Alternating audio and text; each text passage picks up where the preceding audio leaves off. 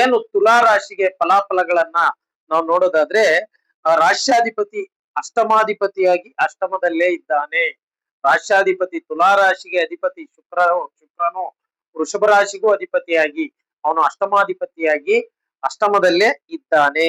ಸೂರ್ಯನೊಟ್ಟಿಗೆ ಇರುವುದರಿಂದ ಇದು ಅಶುಭ ಫಲವನ್ನ ಕೊಡ್ತದೆ. ಸೂರ್ಯ 8ನೇ ಮನೆ ಬಂದನೆ ತುಲಾ ರಾಶಿಗೆ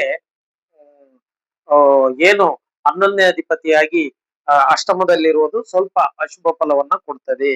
ಇದರಿಂದ ಆರೋಗ್ಯದಲ್ಲಿ ಸ್ವಲ್ಪ ಎಚ್ಚರಿಕೆ ವಹಿಸ್ತಕ್ಕಂಥದ್ದು, ಹಾಗೂ 8ನೇ ಮನೆಯಲ್ಲಿ ಶುಕ್ರನು ಇರುವುದರಿಂದ ಇದು ಅನಿರೀಕ್ಷಿತ ಧನಾಗಮನವನ್ನ ಕೊಡ್ತಕ್ಕಂಥದ್ದು ನಾವು ಕಾಣಬಹುದು. ಹಿರಿಯ ಸೋದರ ಸೋದರಿಯರಿಂದ ಮನಸ್ತಾಪ ಆಗ್ತಕ್ಕಂಥದ್ದು, ಅಥವಾ ಹಿರಿಯ ಸೋದರ ಸೋದರಿಯರಿಗೆ ಸ್ವಲ್ಪ ಸಮಸ್ಯೆಗಳು ಆಗ್ತಕ್ಕಂಥದ್ದನ್ನ ನಾವು ಕಾಣಬಹುದು. 8ನೇ ಮನೆಯಲ್ಲಿ ಇರೋದ್ರಿಂದ ಅವರ ಆರೋಗ್ಯದಲ್ಲೂ ಕೂಡ ಸಮಸ್ಯೆ ಆಗ್ತಕ್ಕಂಥದ್ದನ್ನ ಕಾಣಬಹುದು. ಇನ್ನು